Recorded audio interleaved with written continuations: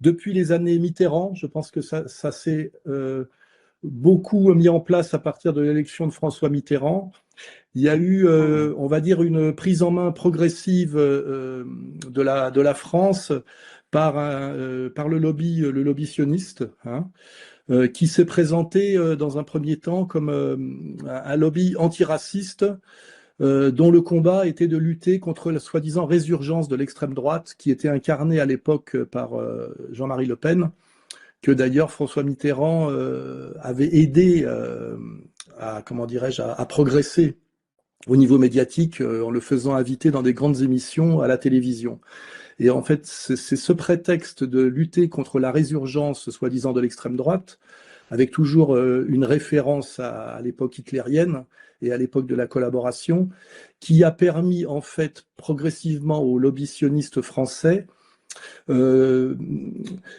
créer une situation de censure et de diabolisation systématique qui leur a permis en réalité, parce que c'était l'objectif, de faire taire et d'étouffer progressivement la question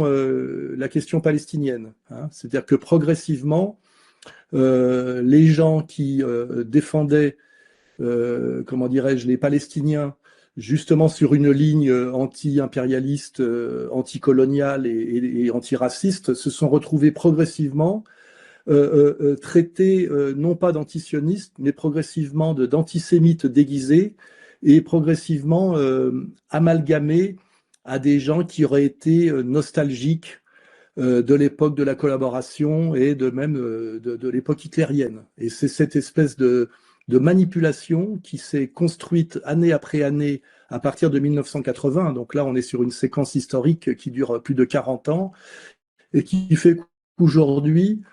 on assimile systématiquement la défense des Palestiniens et même le commentaire qu'on peut faire de ce qui se passe à Gaza pour ce qu'on appelle de l'antisémitisme déguisé. Et la France aujourd'hui est en réalité, je le dirais, une dictature sioniste. Et le paradoxe, c'est qu'il est beaucoup plus difficile aujourd'hui d'avoir une position,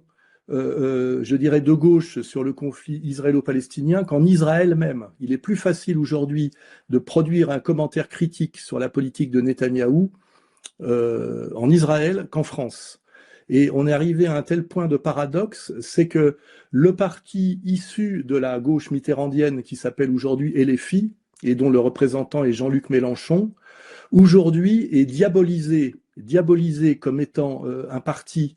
antisémite ou islamo-gauchiste et diabolisé par les forces qui sont en réalité en France la droite du Likoud, hein. C'est-à-dire que nous avons un paradoxe aujourd'hui, c'est que les gens en France politiquement qui en fait portent la parole de l'extrême droite israélienne, c'est-à-dire du Likoud de Netanyahou, notamment par les médias de Bolloré et de Drahi, aujourd'hui se permettent non seulement d'afficher leur soutien inconditionnel à la politique génocidaire d'Israël, mais en plus traitent en permanence d'antisémites en fait le parti historiquement de gauche hérité de l'époque Mitterrand qui s'appelle LFI, le parti de Mélenchon. Nous sommes dans ce paradoxe total aujourd'hui et on peut sans problème qualifier aujourd'hui le pouvoir politique français d'ultrationniste et c'est ce qui pousse aujourd'hui à une censure pratiquement systématique parce que l'autre paradoxe, c'est que ce mouvement qui est politiquement et médiatiquement dominant, qui est le pro-sionisme, je dirais, d'extrême droite, sur une ligne de Likoud, est en réalité assez minoritaire en France, compte tenu de la sensibilité française qui, elle, n'a pas changé et qui est quand même, qui s'inscrit dans la tradition des droits de l'homme et de l'humanisme. Donc nous avons un paradoxe, en fait, qui ressemble à quelque chose de l'ordre de la dictature. Nous avons une infime minorité qui a pris le contrôle total du pays et qui défend la politique génocidaire d'Israël, et notamment sur ce qui se passe à Gaza, et qui se permet en fait de menacer, d'insulter, et surtout de faire condamner, malheureusement par les tribunaux, et de diaboliser par les médias, en fait une très grande frange de la population française qui, elle, en fait, est restée tout simplement de gauche, antiraciste, anticoloniale, voire à la marge anti-impérialiste. Et c'est ça la situation qu'on peut qualifier d'obscène,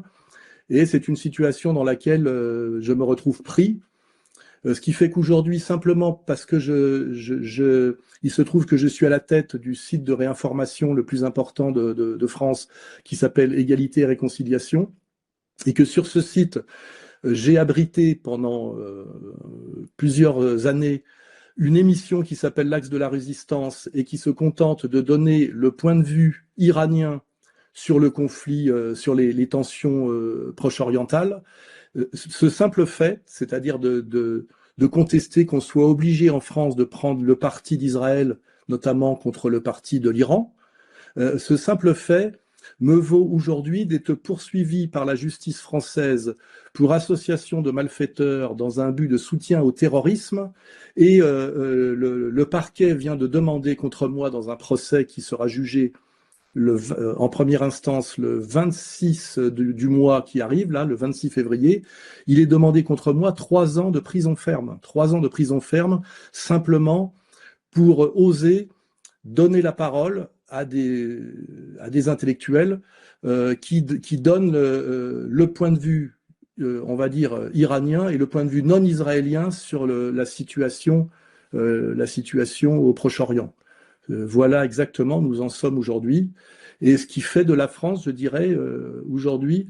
quelque chose qu'on peut qualifier de dictature sioniste. Et on peut dire en gros que la France aujourd'hui fait partie des territoires occupés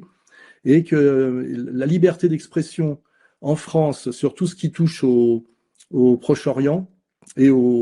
à la question israélienne, cette liberté est bien moins grande en France qu'elle l'est en Israël elle-même, où il y a une gauche d'opposition qui se permet de dire des choses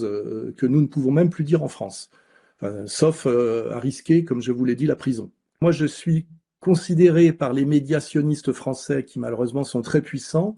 comme étant à la tête d'un soi-disant réseau qu'ils appellent Soralo iranien, alors qu'en réalité, on parle de 2 personnes. Les 2 personnes dont vous avez parlé, cette jeune femme iranienne qui a été emprisonnée et le jeune homme qui n'est même pas iranien, qui co-animait l'émission dont je vous ai parlé. Et ces gens-là, aujourd'hui,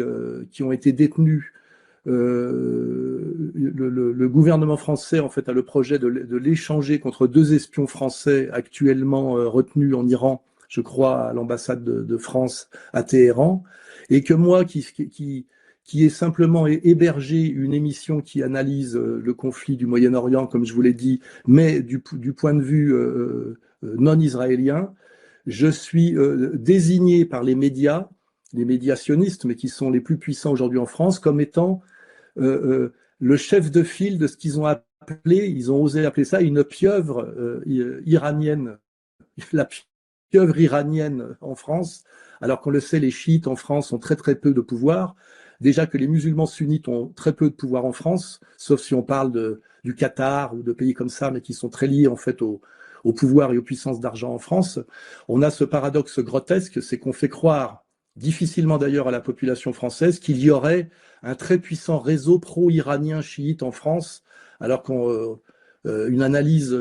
rapide et sérieuse nous prouve que c'est complètement délirant. C'est pour vous dire à quel point aujourd'hui le tout-puissant lobby sioniste français produit une désinformation, je vous dis, qui est de l'ordre de la dictature et de la dictature je dirais, de fin de règne. Et c'est d'autant plus obscène actuellement que sort la fameuse affaire Epstein au niveau mondial, où on voit au contraire une incroyable domination israélienne sur l'Occident et sur les dirigeants occidentaux par quelque chose effectivement qu'on peut qualifier de pieuvre sioniste à la manœuvre sur les pays occidentaux. Donc on est aujourd'hui dans ce paradoxe total qui est presque, je dirais, comique, tant il est ridicule. Mais malheureusement, c'est la situation affligeante dans laquelle est la France, qui, en plus, prétend toujours donner des leçons de droits de l'homme, des leçons de liberté d'expression, notamment à un pays comme l'Iran, qui n'est sans doute pas parfait, mais qui, à mon avis, n'a pas de leçons à recevoir actuellement de l'État français, et d'ailleurs plus généralement des nations de ce qu'on appelle l'Occident collectif, dont le marqueur est d'être totalement aujourd'hui soumis comment dirais-je, à la puissance israélienne, et surtout à la puissance israélienne sur une ligne qu'on peut qualifier d'extrême droite, c'est-à-dire qui se présente aujourd'hui ouvertement comme suprémaciste, racialiste, expansionniste et, rappelons-le, génocidaire, ce qui est aujourd'hui officiel, puisque c'est aujourd'hui le terme de génocide pour parler de Gaza est validé par les plus hautes instances juridiques mondiales. Voilà. Nous sommes dans cette situation parfaitement obscène, et ce qu'on peut espérer, c'est que cette obscénité va tellement loin qu'elle est peut-être la marque de quelque chose qui va finir quand même par basculer, euh, parce que simplement parce que trop, c'est trop.